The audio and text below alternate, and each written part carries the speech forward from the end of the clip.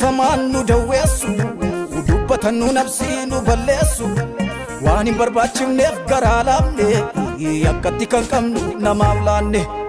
dhiifamaan nu dawweessu dubbatan nu lubbuu nu balleessu waan hin barbaachifneef garaa laafne akkatti kan qabnu galaaf laanne lubbuun kumaan gabbarree sumbar nagaroo qaba baay'oo fin dadhabsinu erguun morma ishii qaba kaleecha akkuma argine horiis waa ta'uuf jira waraan olii eegalee maalmaan nama bira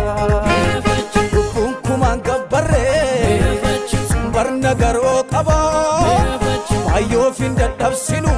erguun morma ishii qaba kaleecha akkuma argine horiis waa ta'uuf jira waraan olii eegalee maalmaan nama bira